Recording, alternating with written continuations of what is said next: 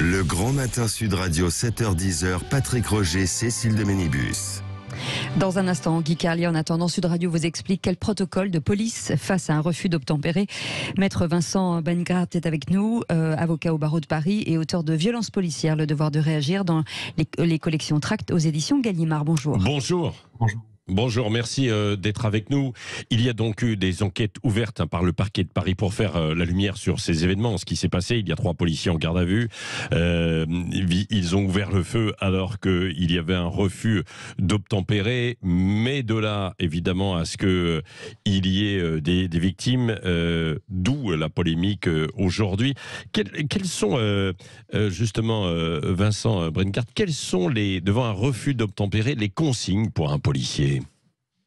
Alors, les consignes devant un policier, la plupart du temps, c'est de relever l'immatriculation du véhicule et de faire en sorte que celui-ci puisse être identifié pour être éventuellement convoqué par la suite, puisque le refus d'obtempérer est constitutif d'une infraction pénale. Oui.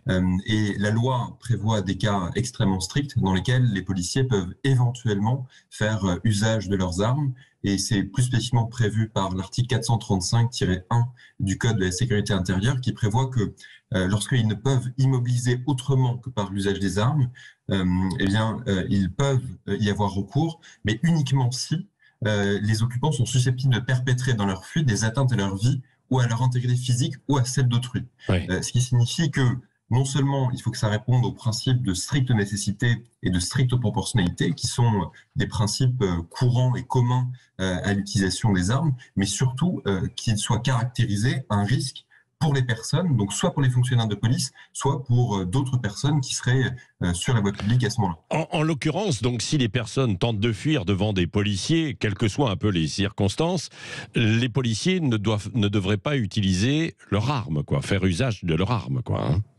En tout cas, s'il n'y a pas de danger ni pour eux ni pour eux-mêmes, il n'y a aucune raison qu'ils utilisent leurs armes, surtout qu'en plus ils peuvent se trouver sur des voies de circulation avec une potentialité de dommages collatéraux encore plus forte que s'il n'y a qu'un véhicule. Donc il y a quand même cette réalité. Et puis de toute façon, la loi et leur déontologie ne leur permettent pas d'utiliser leurs armes, encore une fois, s'il n'y a pas de situation de danger. Donc, tout l'objet maintenant des investigations pénales qui sont en cours, ça va être de déterminer s'il y avait une situation de danger ou non pour eux et pour autrui. Mais ce qui est certain, c'est que en l'état, en tout cas, des éléments dont nous disposons, on peine à voir pour l'instant cette situation de danger. Après, il faut évidemment rester prudent parce qu'il y a une présomption d'innocence, il y a des investigations pénales qui sont en cours, mais comprendre qu'une passagère a été tuée face à un refus d'obtempérer, c'est tout de même difficile. Oui, c'est ça. Donc, le refus d'obtempérer ne met pas forcément en danger les policiers, hein. Donc, comme vous l'avez précisé, il y a des règles qui sont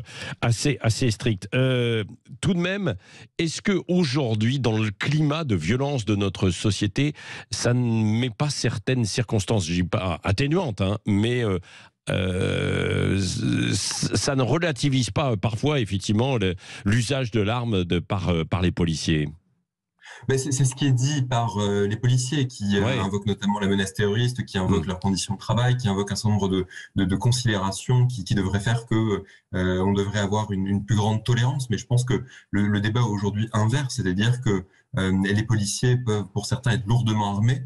Et on l'a vu il y a encore quelques jours avec l'autre drame qui s'est déroulé avec déjà des passagers d'une voiture qui ont été tués par les policiers. Après, on verra encore une fois si c'est dans le cadre de la légitime défense, si c'est dans le cadre de l'application de l'article que je rappelais tout à l'heure. Mais je pense que s'il doit y avoir un débat, c'est précisément, c'était au point 9, c'est aussi celui de l'utilisation raisonnée des armes, parce qu'on l'a vu notamment à l'occasion des manifestations des Gilets jaunes, dans l'utilisation des grenades de désencerclement, des grenades de l'IF4 et aussi des lanceurs de balles de défense. C'est-à-dire que, à la fois, c'est sûr qu'il faut entendre un certain nombre de préoccupations des policiers, mais ces préoccupations des policiers ne peuvent pas non plus conduire à une forme, si je puis dire, de permis d'utilisation, de présomption de licéité de l'usage des armes. Surtout qu'encore une fois, ces derniers mois et ces dernières années ont précisément montré les dangers que pouvait occasionner non seulement l'utilisation d'armes non létales qui sont de plus en plus généralisées, et qui plus est, l'utilisation de l'arme létale comme c'était le cas aujourd'hui. Donc,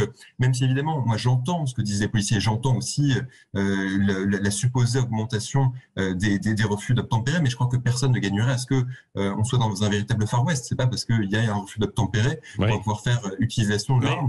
Mais c'est vrai, cette notion en fait de Far West, on n'y est pas. Mais là, je vois, il y a eu cette histoire de cette polémique, mais ce qui s'est passé aussi ce week-end, par exemple, en région parisienne, il y a eu un cortège de mariage qui a dégénéré et bloqué une nationale. Et puis là, dans le même temps, un homme qui était alcoolisé, sans permis, a commencé à accélérer et à foncer vers les policiers. Il a manqué de percuter un policier. Donc, on comprend ce climat de tension quand on voit ce genre d'histoire, non ? Mais c'est pour ça qu'en fait, la loi a évolué. C'est-à-dire que en fait, l'article que je mentionnais tout à l'heure, l'article 435-1 du Code de la sécurité intérieure, qui prévoit la possibilité donc d'utiliser les armes en cas d'atteinte et en cas de risque pour les policiers, il n'existait pas avant 2017. Donc, ça a déjà été pris en considération. Dans certaines hypothèses, les policiers peuvent faire utilisation de leurs armes. Maintenant, ce qu'on voit aussi, c'est que vous avez sur le terrain des policiers qui sont mal formés, des policiers qui peuvent aussi être particulièrement jeunes, qui font que lorsque vous leur mettez dans les mains soit des pistolets, soit parfois des fusils d'assaut qui ont été généralisés aussi dans le cadre de la menace antiterroriste, on voit encore une fois les dégâts considérables que ça peut occasionner. Et je pense que l'État, encore une fois, a une obligation positive de protéger la vie, et c'est surtout ce qu'il faut garantir.